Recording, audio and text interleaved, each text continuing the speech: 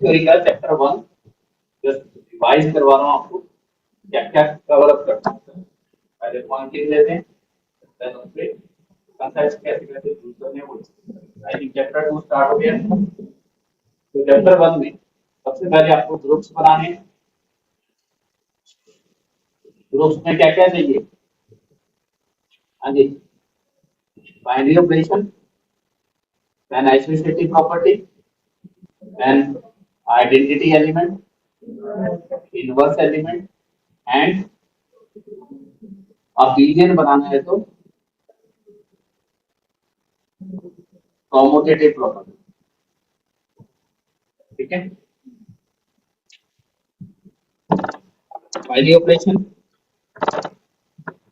क्या होता है? Binary operation a function from G from G to C, जिसको आप F लिखो, स्टार लिखो, हैश लिखो, कुछ भी लिखो। ठीक है, एसोसिएटिविटी का मीनिंग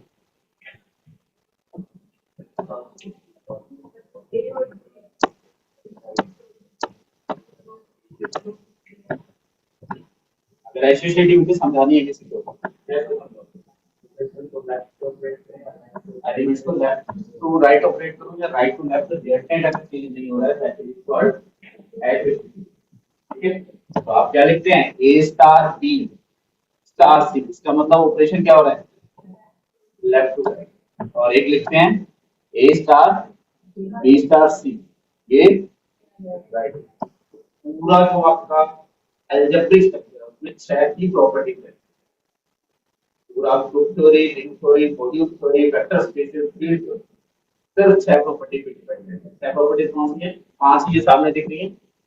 सिक्स्थ वन आपके पास आ जाएगा डिस्ट्रीब्यूटिव ग्राफ। और पूरा ये अलजेब्रिक स्ट्रक्चर जो है इन छह प्रॉपर्टी पे डिपेंड है। ठीक है, चाहे दो ऑपरेशन है, तीन ऑपरेशन है, चाहे कितने भी ऑपरेशन है, प्रॉपर्टी यदि आपको वेरीफाई करनी है। इनिशियल वेक्टर स्पेस में हर वेक्टर स्पेस के ग्रुप बनाएगा। अगर आपको ग्रुप बनाने आ गए आगे वेक्टर बड़ी इजी है। सिमिलरली आगे रिंग कंस्ट्रक्ट करने आने चाहिए। रिंग्स के एग्जांपल्स बताओ। जैसे आपका ग्रुप थ्योरी में एक एग्जांपल हो गया लास्ट क्लास में, साइक्लिक ग्रुप क्या होता है? उसमें दो कैटेगरी है, इनफाइनाइट और एक फाइनाइट। फाइनाइट में सिर्फ चार प्रॉपर्टी चाहिए आपको। कौन कौन सी? जनरेटर्स, सबग्रुप्स, किसी फिक्स ऑर्डर के एलिमेंट और टोटल नंबर ऑफ सब। ये चार प्रॉपर्टी। सिमिलरली इनफाइनाइट आपका टारगेट होना चाहिए कि ग्रुप देता है तो सबसे पहले उस ग्रुप के एलिमेंट्स के बारे में। ठीक है, उसके बाद उसके सबग्रुप्स के बारे में। ये सेगमेंट जितना स्ट्रॉन्ग होता है इसमें आपको 15 दिन लगे, 20 दिन लगे, घंटा भी लगेगा। अगर क्लास में ग्रुप नहीं समझा रहा है, स्पीड ज्यादा है, तो ग्रुप को दोबारा डिवाइड करो। ठीक है, एग्जाम में क्वेश्चन इसके बाद आते हैं, लेकिन ये चीज जो है बहुत इंपॉर्टेंट है। कंसेप्ट क्लियर होगा तो आगे के क्वेश्चन पड़े ही। यहाँ मेनली अपनी प्रॉब्लम आ रही है ऑर्डर ऑफ एलिमेंट की प्रॉब्लम, ज्यादातर देरी सब लोग। यहाँ कोई प्रॉब्लम है बाइनरी ऑपरेशन चेक करने में, डेफिनेशन अप्लाई करनी है, उसकी जगह कुछ नहीं करना। ठीक है, यहाँ एसोसिएटिविटी, आइडेंटिटी में कुछ स्पेशल है। क्या क्या प्रॉपर्टी होती है आइडेंटिटी? हाँ जी, हर एलिमेंट के लिए there is unique E belongs to G such that A को E पे ऑपरेट करो या E को A पे ऑपरेट करो, रिजल्टेंट। ठीक है, रिक्वायरमेंट क्या है आइडेंटिटी की? नहीं हो तो क्या फर्क पड़ता है? कहीं यूज करो रियल लाइफ में, कहीं भी आइडेंटिटी का यूज कर दो या ग्रुप थ्योरी का कहीं यूज करो। सिमिलरली इनवर्स प्रॉपर्टी यदि रियल लाइफ में यूज हो रही है,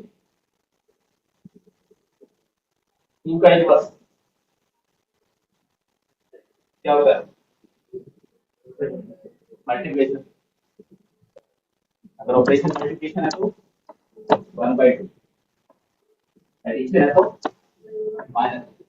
तो डिपेंड करता है ऑपरेशन कैसे यूज हो रहे हैं।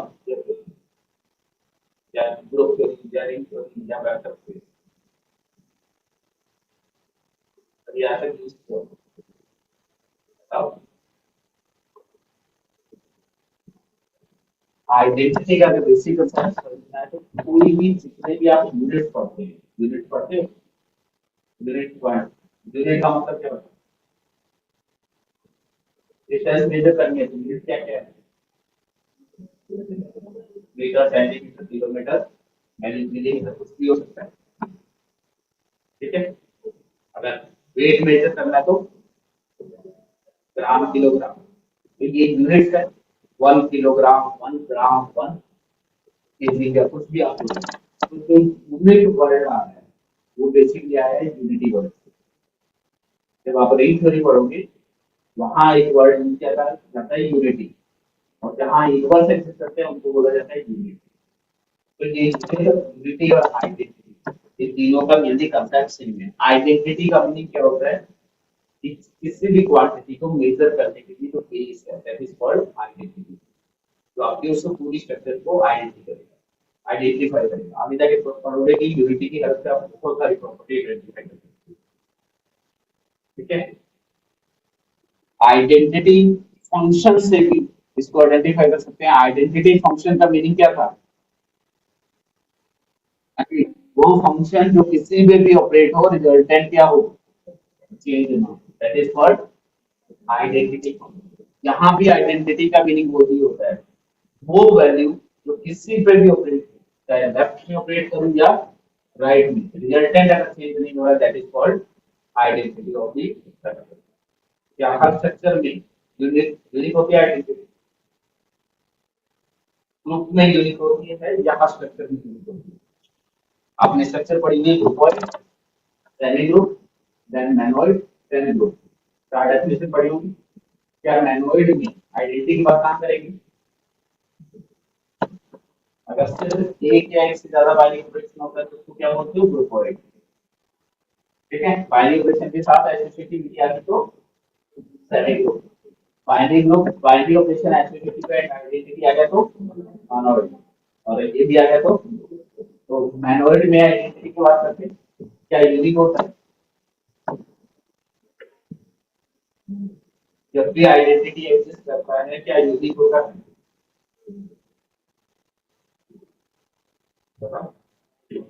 Yes reason. आइडेंटिटी का मीनिंग क्या है, किसी भी एलिमेंट पे ऑपरेट करो रिजल्टेंट, तो अगर आपको ये चेक करना है कि यूनिक होगा या नहीं होगा, तो मान लो क्या है, एक से ज्यादा है, अगर E1 and E2 identity,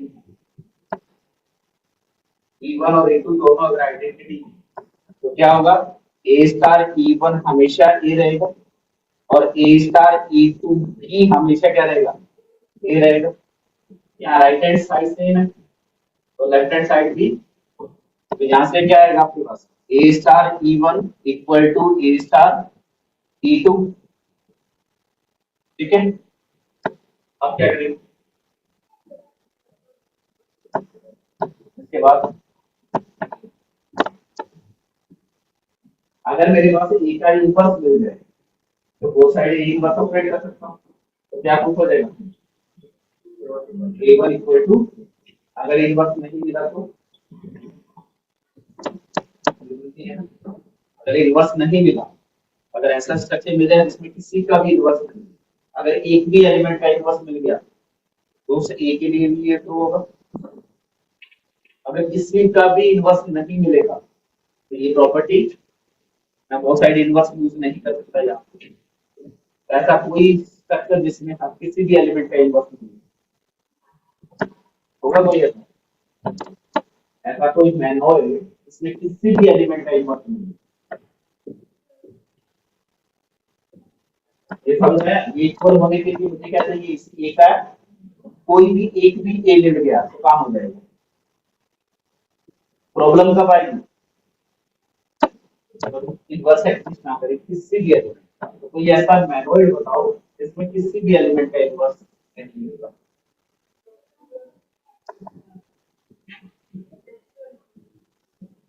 natural number union, inverse कौन होता है? मैनोइड की बात कर रहा हूँ तो आइडेंटिटी की बात कर रहा हूँ, मैनोइड की बात कर रहा हूँ तो आइडेंटिटी की बात कर रहा हूँ। आइडेंटिटी का इनवर्स कौन होता है? आइडेंटिटी खुद होता है। तो जब मैनोइड मिल गया तो आइडेंटिटी मिल गया, आइडेंटिटी मिल गया तो आइडेंटिटी का इनवर्स तो मिलेगा ही मिलेगा। तो फॉर एग्जांपल दे दो, उसमें आइडेंटिटी कौन है?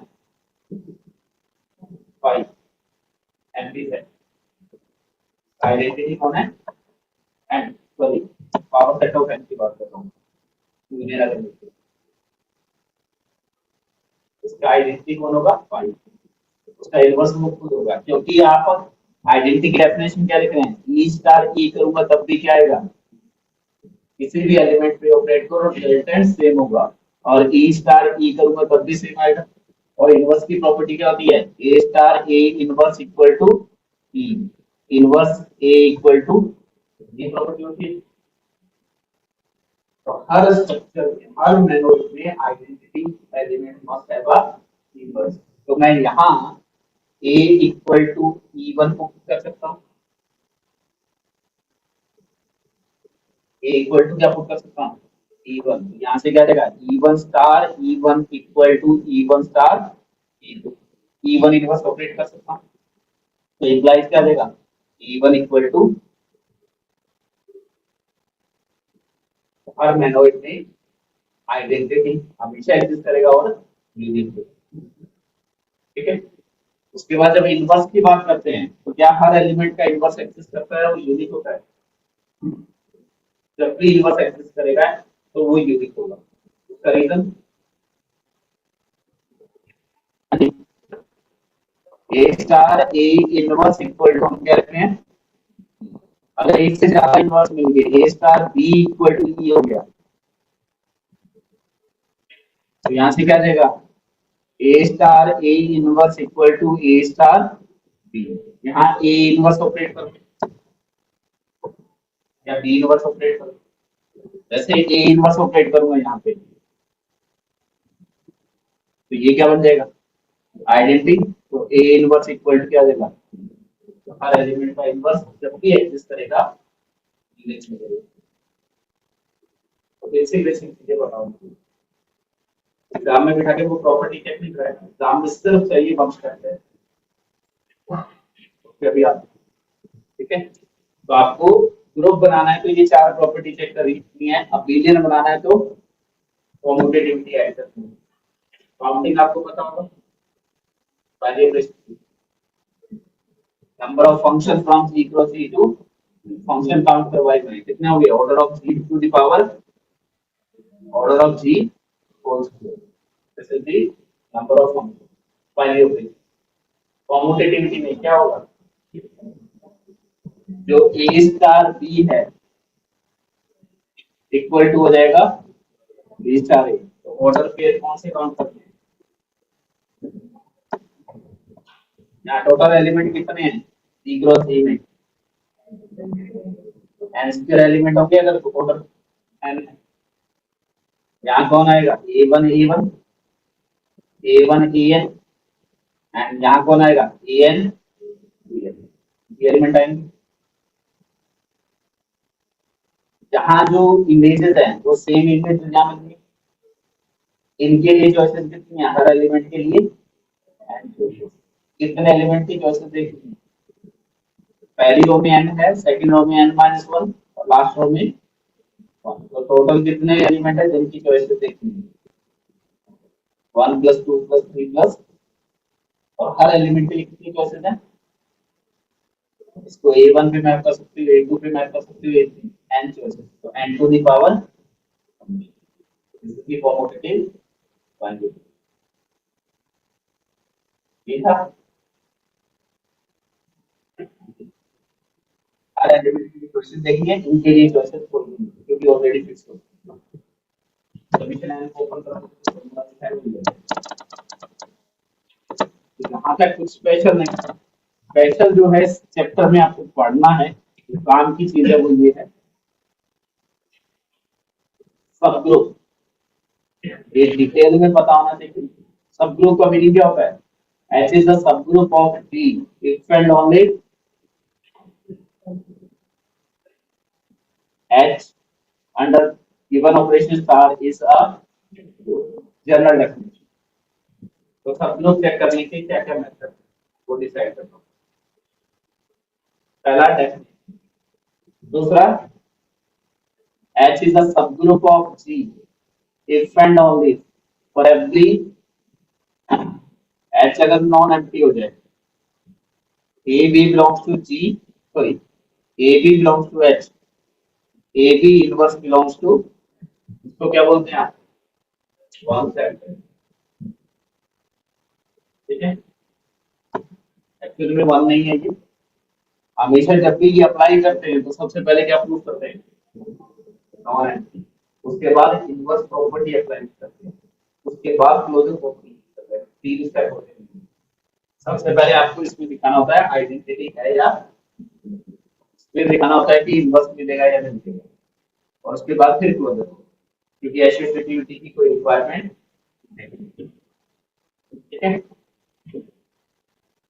इसी को मैं एक नए तरीके से चेक कर रहा हूँ। एस बी आर रिलेशन जो आपके काम की चीज है, define on G such that A related to B if and only A dot B inverse belongs to H, where H is any non-empty subset of।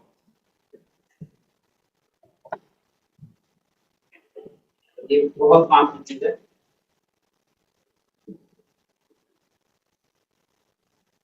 एक रिलेशन डिफाइन कर रहा हूँ, पूरे ग्रुप थ्योरी में चार रिलेशन है, उसमें से पहला रिलेशन, रिलेशन कैसे डिफाइन कर रहा हूँ, पूरे सबसेट है, कोई भी random subset, D already group है, दो एलिमेंट को आप रिलेट करेंगे जब ए डॉट बी इनवर्स है, डॉट जो है वो जी का ऑपरेशन है, तो बी इनवर्स का मतलब है जी का बी का इनवर्स। ठीक है, अगर मेरे पास एच सब ग्रुप है जी का, तो इस रिलेशन के बारे में क्या इंफॉर्मेशन है, क्या ये इक्विवेलेंस है।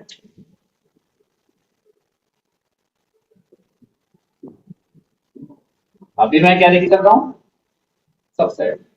अगर सब ग्रुप बन गया तो क्या ये इक्विवेलेंस है। इक्विवेलेंस कैसे चेक करते हैं,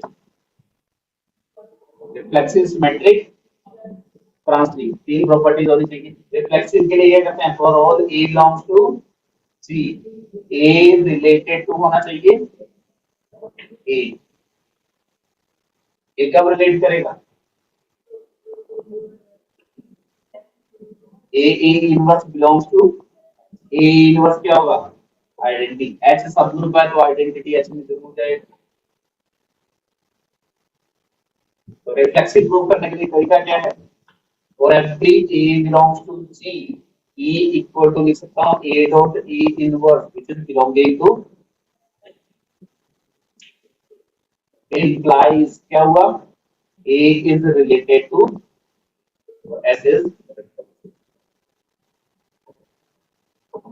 उसके बाद सेकंड प्रॉपर्टी क्या दिखानी है, सिमेट्रिसिटी। तो कैसे दिखाते हैं, A रिलेटेड टू B आ गया, A रिलेटेड टू B का मतलब क्या है, A B inverse belongs to H subgroup है, तो हर एलिमेंट का इनवर्स क्यों होगा, तो implies A dot B inverse of inverse also belongs to N, implies B A inverse belongs to, implies B related to मेट्रिसिटी आ गई। ठीक है, ट्रांसलेट। ट्रांसलेट में क्या करते हैं, if A related to B and B related to C, इसका मतलब A B inverse belongs to H, इसका मतलब B C inverse belongs to, और H सब ग्रुप है तो बाइनरी ऑपरेशन डिफाइन होगा, A B inverse dot B C inverse belongs to, क्या बचेगा, आइडेंटिटी। तो क्या गया, A C inverse belongs to, तो ग्रुप थ्योरी में हर सब ग्रुप से एक इक्विवेलेंट रिलेशन बनता है। previous is a subgroup, then there is a equivalent relation that is false. ठीक है, यही पूरे क्वेश्चन का मोटिव है। इक्विवेलेंट रिलेशन का मतलब पूरी स्ट्रक्चर को सबसेट डिस्टिंक्ट सबसेट में डिस्टिंक्ट, ठीक है।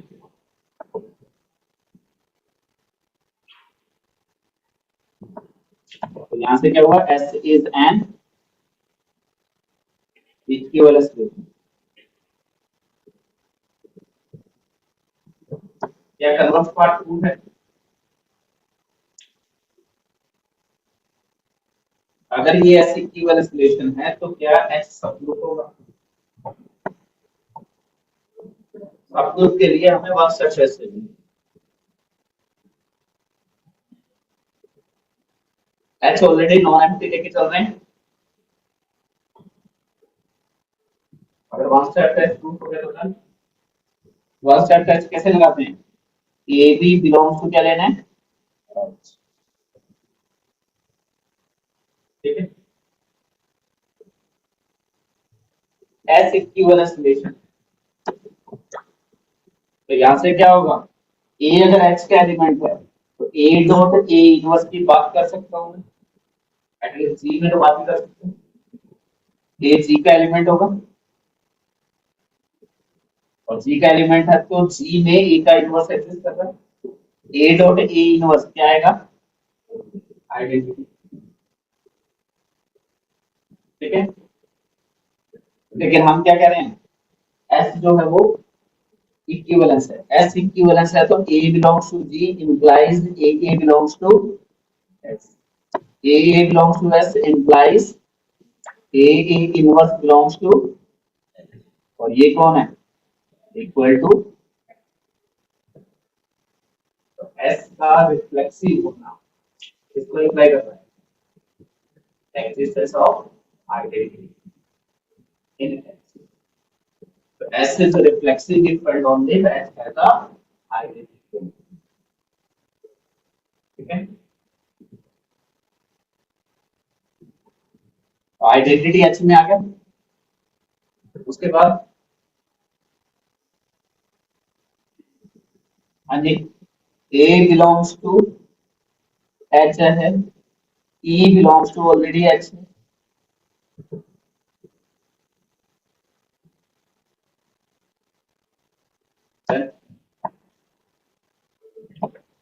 ई डॉट ए क्या आएगा, ये आएगा ग्रुप में, तो वो ऑलरेडी किसका एलिमेंट है, एच का, एच का एलिमेंट है तो क्या होगा यहाँ से, ई ए कहाँ चला जाएगा, एस, ई ए एस में कब जाएगा, if and only A dot A inverse, ऐसा सिमेट्रिक है, ए ई से रिलेटेड है, ई ए से रिलेटेड है, ये कौन सा एलिमेंट है, ए इनवर्स बिलोंग्स टू,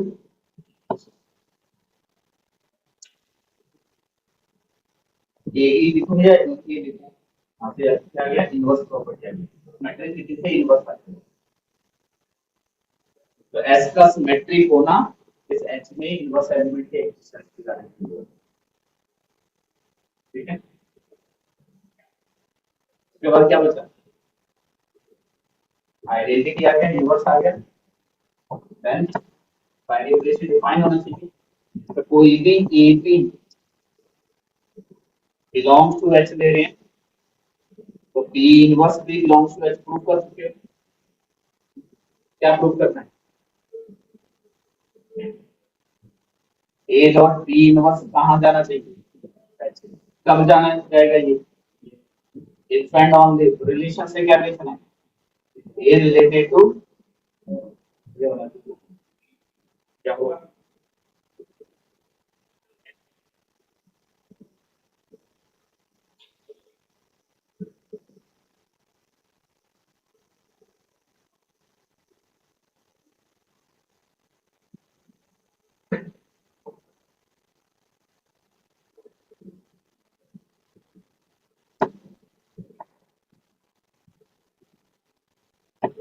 इसको करने का तरीका ए ई ऑलरेडी एस में है, ई बी ऑलरेडी एस में है, A is related to E, E is related to B. इसका मीनिंग क्या था? A dot E equal to क्या आ रहा है? ए ऑलरेडी एच में है, इफ एंड ओनली इफ। ये लिख सकता हूँ यहाँ से, A dot B equal to क्या है? बी ऑलरेडी एच में है, या बी इनवर्स यूज कर लो, D dot B inverse equal to B inverse already H में है। ये एच में कब जाएगा? If and only E B belongs to. अब इस पे ट्रांसलेट लगाएंगे तो implies A related to B, if and only क्या आएगा?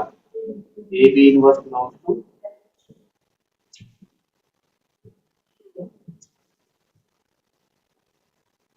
कोई भी सब ग्रुप ले लो, उस सब ग्रुप से मैं हमेशा ये एस बनाऊंगा और ये एस हमेशा इक्विवेलेंट होगा, और इक्विवेलेंस तभी होगा जब एच सब ग्रुप। ये कंडीशन इफ एंड ओनली, ठीक है। इसकी इक्विवेलेंस प्राप्त करके तो एक, हाँ जी, ए बिलोंग्स टू जी लिया, क्लास ऑफ ए बनाया, क्लास ऑफ ए की डेफिनेशन लिख रहा हूँ, B belongs to G such that A related to B. सिर्फ डेफिनेशन लिख रहा हूँ जो भी रिलेशन में यूज कर रहा हूँ। B belongs to G such that A B inverse belongs to H, class of A such that,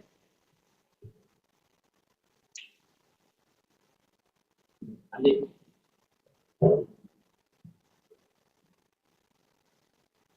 क्या आएगा? यहाँ से बी की वैल्यू कैलकुलेट कर लेते हैं। इसको लिख देता हूँ, B belongs to G such that A B inverse equal to H, और एच कहाँ से है?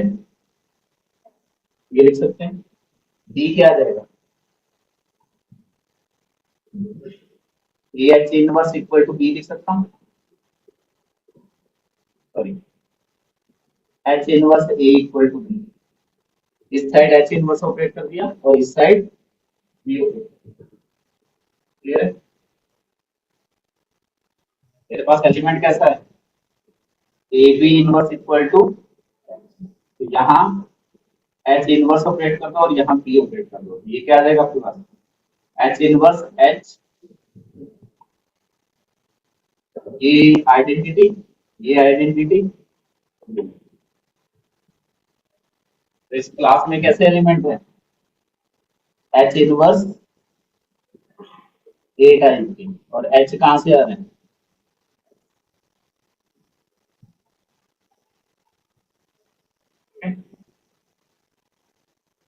जानते हैं सेट के बारे में?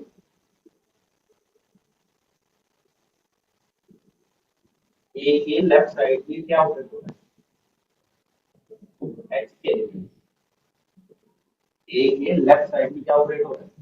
एच के एलिमेंट। तो इसको क्या लिख सकते हैं बेसिकली? क्या बोलते हैं इसको?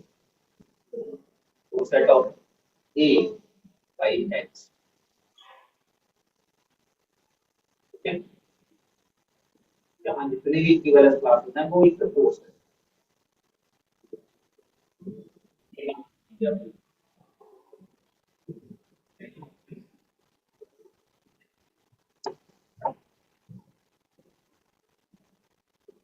ठीक है। क्लासेस क्या होती है? या तो सेम होती है या डिफरेंट होती है।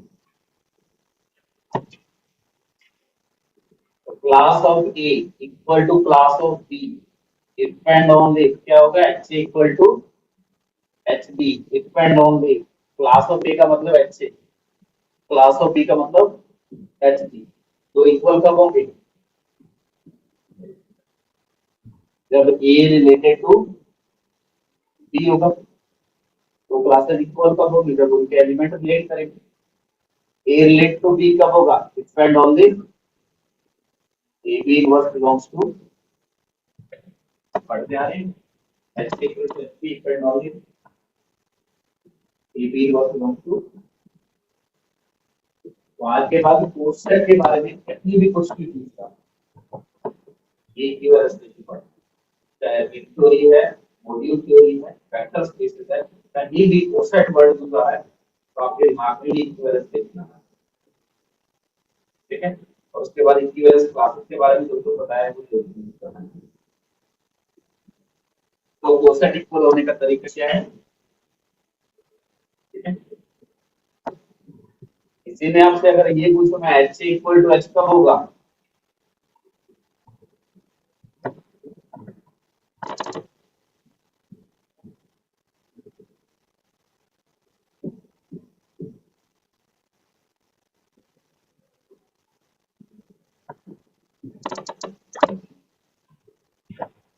इसको क्या लिख सकता हूँ, एच डॉट ई लिख सकता हूँ, एच के हर एलिमेंट पे ई ऑपरेट करूंगा, रिजल्टेंट क्या रहेगा, एच रहेगा, तो एच सी लिखूं या एच लिखूं, सेम ये कब होगा, depend on the A E inverse which is A belongs to, कोई भी कोसेट एच की इक्वल कब होगा, जब ये जो ए है वो एच का member है, ठीक है। और इक्विवेलेंस क्लासेस करती क्या थी, ये कुछ करती थी, पार्टीशन, जो ग्रुप है उसको मैं एच का यूनियन लिख सकता हूँ, ठीक है। अब जी अगर फाइनाइट हो जाए तो कितनी क्लासेस बना सकते हैं,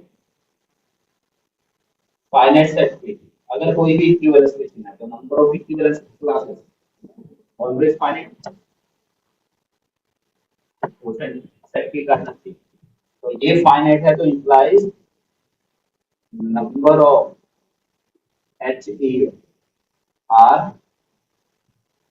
फाइनाइट, इस फाइनाइट टाइम उनको क्या नाम दे देते हैं, H A one H A two up to H,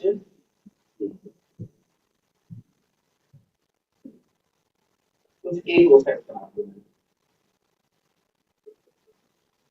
ठीक है। ये जो अभी देख रहे हो यहाँ से जो स्टार्ट कर रहे हैं ना, ये प्रेजेंटेशन है, कभी भी यूज हो सकता है, नोट काम के कभी भी आके जाके आपको पीएचडी या किसी का भी इंटरव्यू दोगे तो आपसे 10 मिनट का प्रेजेंटेशन मांगा जाता है, अलजेब्रा में सबसे इम्पोर्टेंट टॉपिक है, अभी पता लगे तो कौन सा टॉपिक, ठीक है। ये आ गया,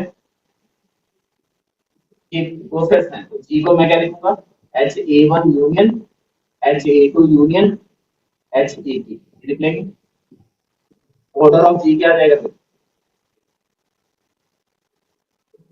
फिर डिस्क्रिमिनेंट है तो cardinal T of H A one plus cardinal T of H, ये आ जाएगा,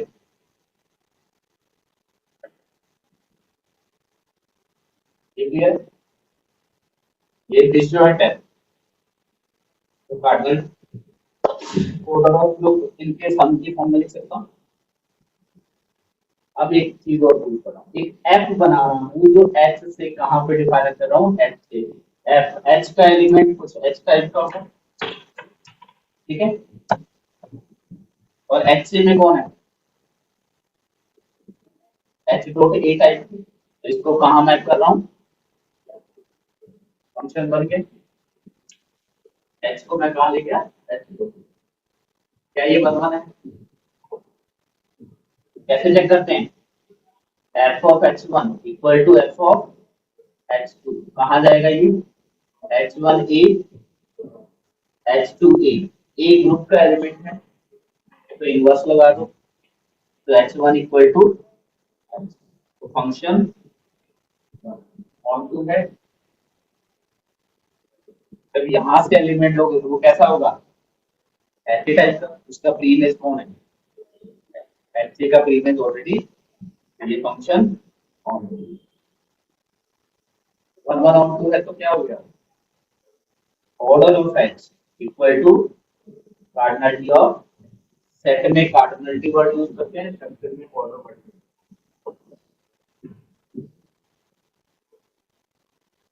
तो जो मैंने पहले चैप्टर में आपको इक्विवेलेंस रिलेशन पढ़ाया था, एक डिफरेंस हमको ना, पहले चैप्टर में हमने इक्विवेलेंस रिलेशन पढ़ी थी, इक्विवेलेंस क्लासेस बनाई थी। वहां इक्विवेलेंस क्लासेस की कार्डिनलिटी डिफरेंट होती है। वहां इक्विवेलेंस क्लासेस की कार्डिनलिटी डिफरेंट, लेकिन ये जो इक्विवेलेंस रिलेशन बनाया है, इसमें इक्विवेलेंस क्लासेस कौन है? ये एचसी। इन सारे एचसी का जो कार्डिनलिटी है वो किसके इक्वल है? एक ग्रुप, रिंग और लीनियर, तीनों के रेंज होगा। जितने भी कोसेट्स हैं, सारे कोसेट्स में number of element always same हो, चाहे इनफाइनाइट में बात कर लो या फाइनाइट में। ये वन वन आउट फंक्शन का चाहे फाइनाइट है या इनफाइनाइट, मैटर नहीं करेगा। ठीक है, तो the cardinality of all cosets are always equal. Clear है? ये क्वांटिटी क्या आ जाएगी फिर? Order of X. ये भी क्या जाएगा? Order of X. ये भी क्या जाएगा? कितने बार आएगा? A time order of X. क्या प्रूफ हुआ?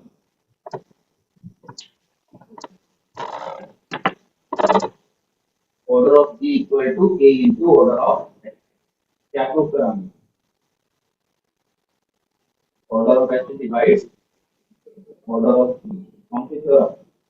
ट्रांसफर। किसी भी इंटरव्यू में जाओगे तो पूरे इंटरव्यू को भी एग्जीक्यूट पूछा जाएगा, what is Laplace theorem and what is G theorem. हो गया 10 मिनट का प्रेजेंटेशन, ये देना होगा। और अगर ये प्रेजेंट कर दोगे 80% कंफर्म।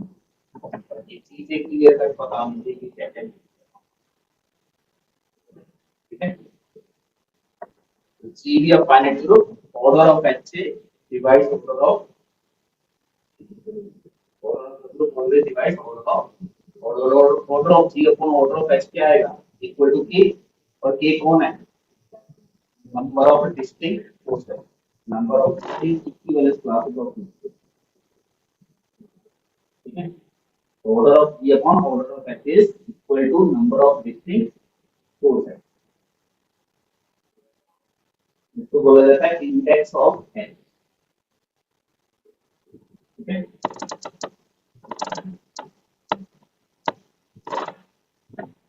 बाकी इस पूरे सेगमेंट में जो भी आज तक पढ़ा है उससे सबसे पहली इंपॉर्टेंट चीज कि ऑर्डर ऑफ G अगर फाइनाइट है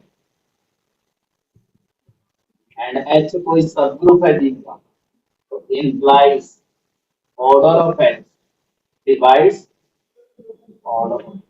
order of subgroup always divide order of group. This is called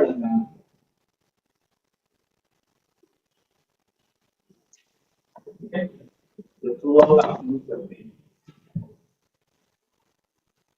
दूसरी इंपॉर्टेंट फॉर्म को आपको हमेशा पता होनी चाहिए, जैसे लैग्रांज फॉर्म।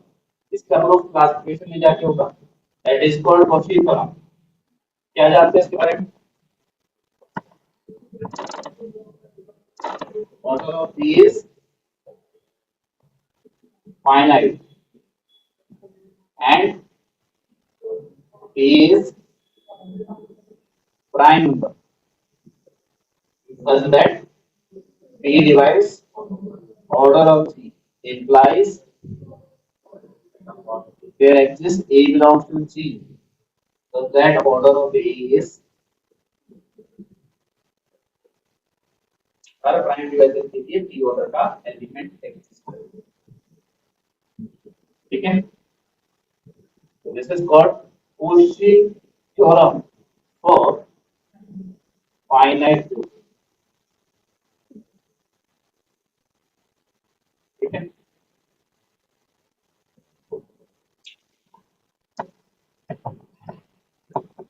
ये दो कंसेप्ट। और तीसरा कंसेप्ट,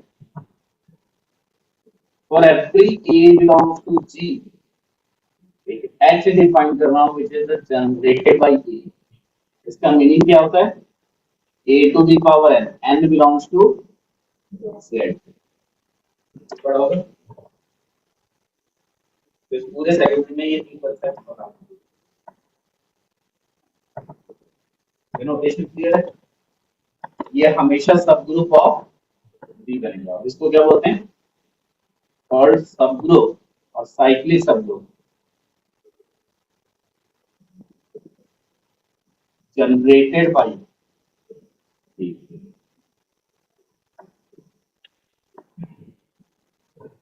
ठीक है, यहाँ इंपॉर्टेंट चीज क्या थी? ऑर्डर ऑफ ए जो होता है वो किसके इक्वल आता है? Order of H. और ऑर्डर ऑफ एच क्या है? डिवाइड करेगा ऑर्डर ऑफ जी को। If order of G is final. ठीक है, मैं डेफिनेशन में लिखवा रहा हूँ ऑर्डर ऑफ एलिमेंट क्या होता है, बस प्रॉपर्टी कैसे यूज करनी है। अगर मैं आपको ये दूं कि order of G is N, तो क्या ये लिख सकते हैं? For all A belongs to G, A to the power N must be identity.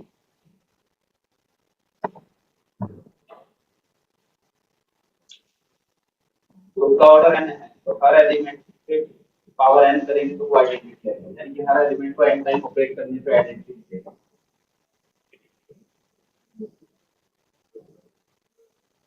True. Yes, reason.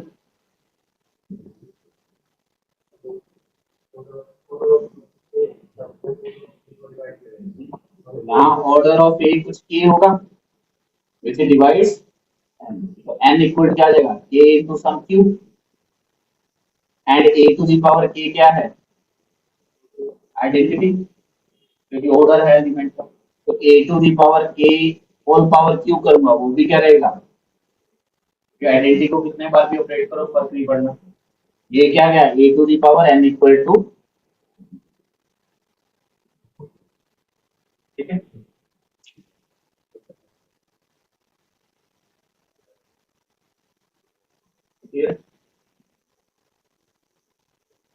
तो उसका ऑर्डर फाइनाइट है, तो हर एलिमेंट का ऑर्डर डेफिनेटली फाइनाइट होना चाहिए। तो यहाँ से बोल सकते हैं अगर इनफाइनाइट ऑर्डर है तो इनफाइनाइट ऑर्डर का सब ग्रुप। उसके बाद अगर a to the power n identity दिया हुआ है तो क्या करना है आपको? Order of a divides n, basic सी प्रॉपर्टी। एक लाइन में लिखो। ठीक है,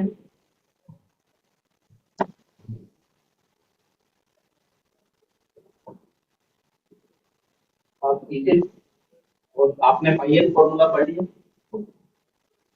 मैं डायरेक्टली फाइल से लिख कर रहा हूँ। करेक्ट। अगर आपके पास G has an element of order m, अब इस चीज का यूज कैसे करना है वो, किसी भी ग्रुप के पास अगर आपको m ऑर्डर का एलिमेंट दिख गया, ठीक है, तो करना क्या है?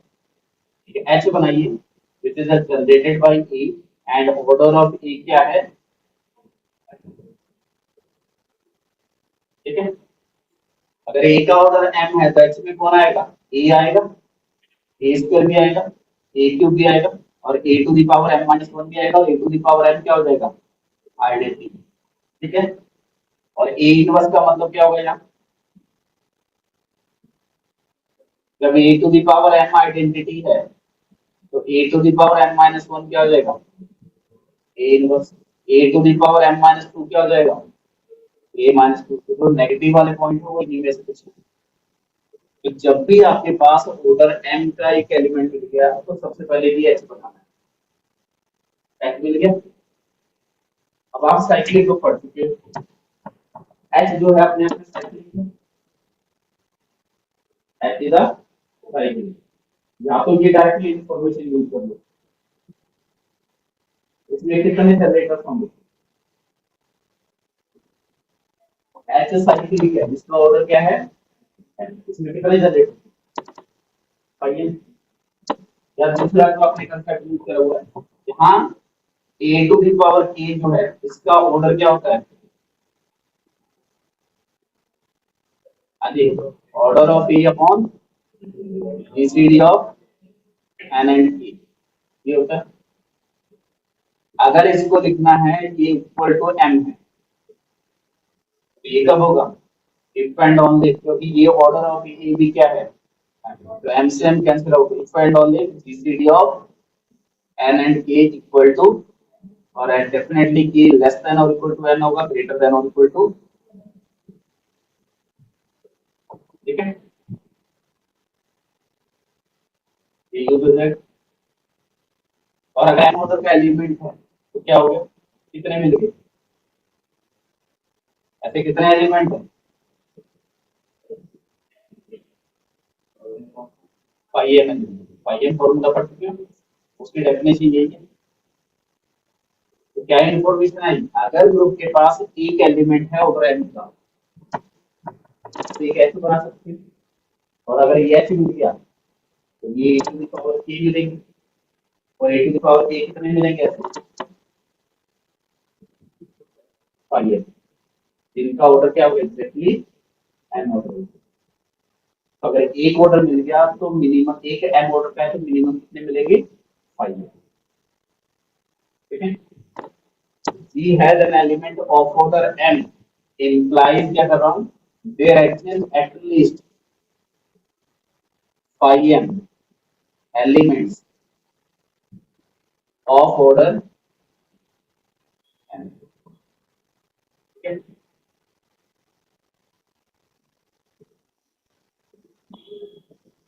देखिए अगर एक एम ऑर्डर का है तो फाइव एम मिल गए, इनके अलावा एक और मिल गया तो क्या करोगे, इनके अलावा एक और मिल गया तो क्या करना है, मान लो बी मिल गया, जो इनमें से कोई भी नहीं थी, उससे फिर एक सब ग्रुप बना लो जो जनरेटेड बाय बी होगा, उसमें B square B cube B आएंगे, उस सब ग्रुप में फिर क्या मिलेगा, फाइव एम एलिमेंट मिल जाएंगे जिनका ऑर्डर एम है। तो एक मिला तो फाइव मिल गए, इनके अलावा एक और मिला तो फिर कितने मिल गए, फाइव, फिर एक और मिला तो फाइव। किसी भी ग्रुप में एम ऑर्डर के कितने एलिमेंट होंगे, ऑलवेज मल्टीपल ऑफ फाइव। अब एम को कुछ भी रख लो, पर्टिकुलर लिखा लो, तो statement number of elements of order N in any group, number of elements of order m in any group is always multiple of 5m. Number of elements of order m in any group is always a multiple of 5m. Okay. 5 3 की value 2, 5 4 की value 2, 5m तो होता है even number होता है, for every m greater than और equal to 3, okay. हाँ जी, क्या ये लिख सकते हैं 5m is even for every m greater than or equal to 3, true or false,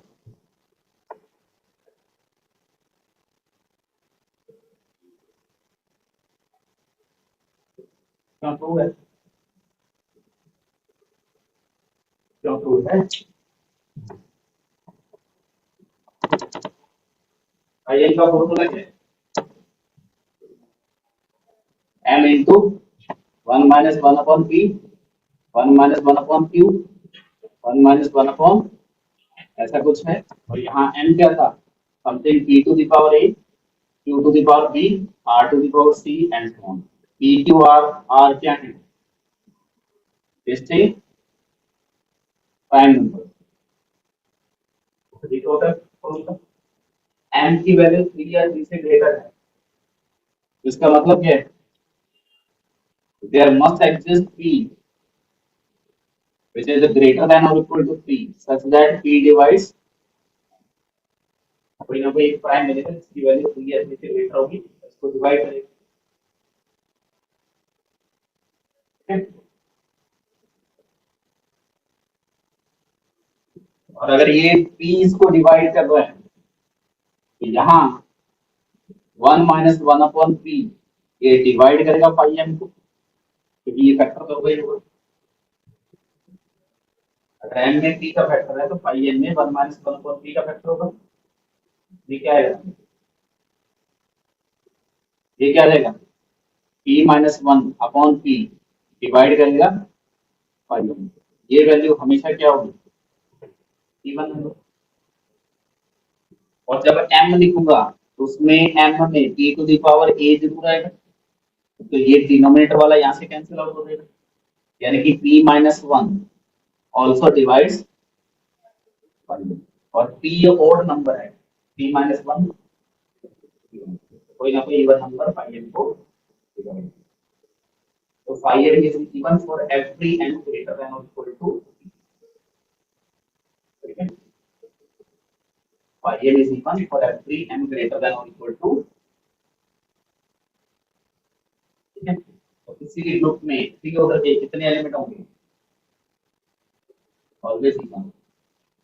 पहले क्या लिख चुका हूँ, थ्री ऑर्डर के कितने होंगे? 5 3 के मल्टीपल। और 5 3 की वैल्यू क्या होगी? ऑलवेज। तो किसी भी ग्रुप में थ्री ऑर्डर के इवन होंगे, फोर ऑर्डर के इवन होंगे, फाइव ऑर्डर के जब भी मिलेंगे तो number of element of order के विद k ग्रेटर देन और इक्वल टू 3 हमेशा टेकन होते हैं,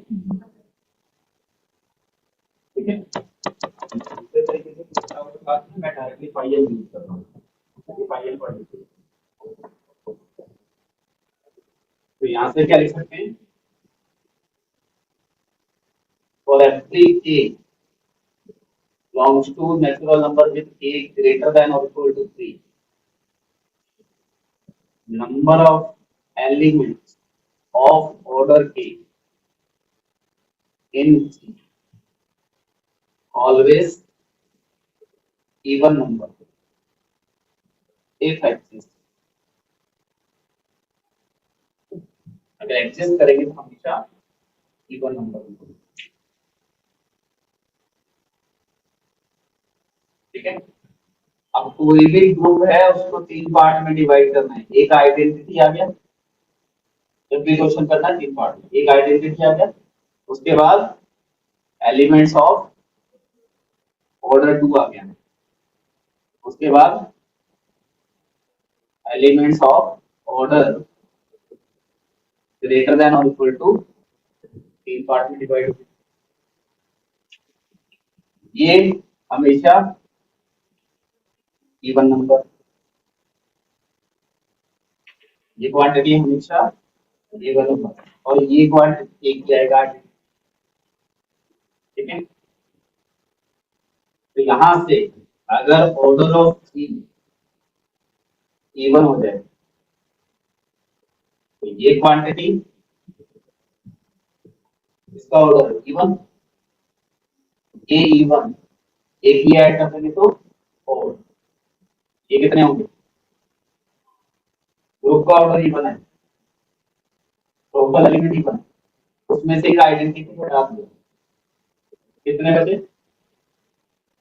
ग्रुप में इवन एलिमेंट है, आइडेंटिटी रिमूव कर दिया, कितने बचे? 4, ठीक है। उसमें से ऑर्डर 3 या 3 से ग्रेटर के हटा दिए, तो ऑर्डर में से इवन हम रिमूव कराए, ऑर्डर माइनस इवन, ऑर्डर 2 के कितने बचे? हो गया प्रूफ? हाँ जी, ये प्रूफ करके आते हो। इवन ऑर्डर का ग्रुप है तो उसमें ऑर्डर 2 के हमेशा और number of elements. So then number of elements of order 2 is, और ऑड नंबर कहां से स्टार्ट होता है? 1 से। तो एटलीस्ट एक मिलेगा, हमेशा क्या होंगे? Odd number.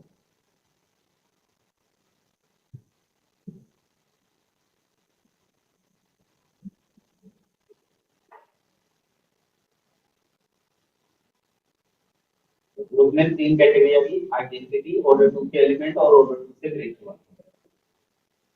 ऑर्डर 2 से ग्रेटर वाले हमेशा इवन, आइडेंटिटी यूनिक है, बाकी जो कुछ बचा ऑर्डर 2 का है। इसी टाइप से ऑर्डर ऑफ सी अगर ओड हो गया तो 2 does not divide order of C, implies there does not exist an element of order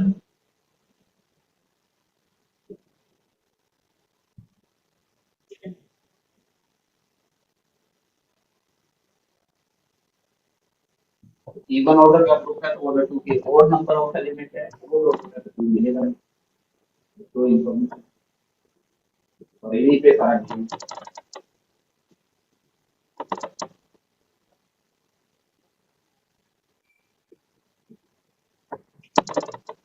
बहुत सारे क्वेश्चन ऐसे आए हुए हैं आपके पास एक एच बनाया गया है जिसमें ए बिलोंग्स टू जी जिसमें सब लोगों को प्रॉब्लम आई होगी A to the power A is identity but A not equal to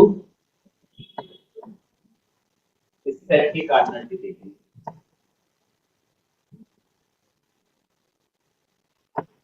यहाँ ऑर्डर ऑफ जी को मान लेते हैं जनरलाइज इस क्वेश्चन को करने का तरीका क्या है सबसे पहले चेक करना है आइडेंटिटी है या नहीं ठीक है उसको अलग कर लेना अगर है तो अलग कर लो नहीं है तो काम करो उसके बाद ऑर्डर टू के एलिमेंट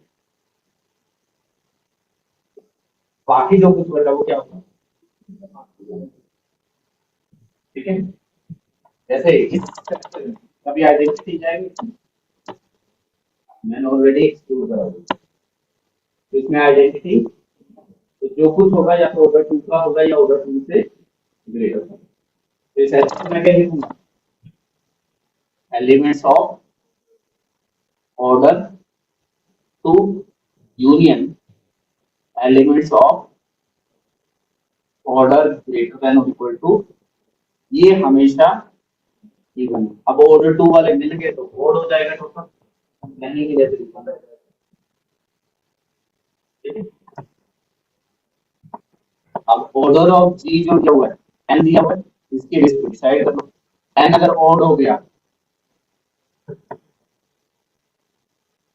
तो इसको नाम दे दो k1 इसको नाम दे दो k2 एन अगर ऑड हो गया तो k1 क्या आ जाएगा तो ग्रुप के पास ही ऑर्डर टू के एलिमेंट ठीक है और k2 का कार्डिनलिटी हमेशा इवन होगा तो ओवरऑल x का कार्डिनलिटी इवन होगा तो जब भी ग्रुप का ऑर्डर और दिया हुआ है इस सेट में हमेशा कितने एलिमेंट आने ये कुछ भी आ जाए फर्क नहीं पड़ता ठीक है आपको सिचुएशन देखनी है कि ऑर्डर टू वाले है या नहीं अगर एन इवन है ठीक है तो ग्रुप में ऑर्डर टू के जरूर मिलेंगे अब वो एक्स में जा रहे हैं या नहीं जा रहे हैं वो किस पे डिपेंड करेगा ये तो उस केस में दो सिचुएशन लिखनी है के या तो ओड होगा या के क्या होगा इवन होगा ठीक है अब देख लो ऑर्डर टू के एलिमेंट कब इसमें जाएंगे कब पोजीशन अगर मैं ए बिलोंग्स टू जी लेता हूं और ऑर्डर ऑफ ए टू लिखता हूं तो क्या होगा ए स्क्वायर आइडेंटिटी हो जाएगा ए स्क्वायर आइडेंटिटी हो गया तो ए फोर क्या होगा आइडेंटिटी ए सिक्स ये सारे तो A to the power two R हमेशा आइडेंटिटी और A to the power two R minus one कभी भी ओड पावर करने का आइडेंटिटी नहीं आएगा इवन पावर करने का आइडेंटिटी आएगा ठीक है अगर के इवन हो गया तो के कैसा होगा a to the power two r type का वो आइडेंटिटी होगा तो इस सेट में ऑर्डर टू वाले एलिमेंट ऐड हो गए और जैसे ही ऑर्डर टू वाले ऐड हो गए तो क्या होगा कार्डिनलिटी इस केस में कार्डिनलिटी ऑफ एच और अगर के ओड है तो ऑर्डर टू वाला एलिमेंट कभी भी ये आइडेंटिटी नहीं बनाएगा और के पावर में क्या देंगे आइडेंटिटी तो ये ऑर्डर टू वाले एलिमेंट के सेट में कभी नहीं जाएंगे तो उस केस में कार्डिनलिटी ऑफ एच इज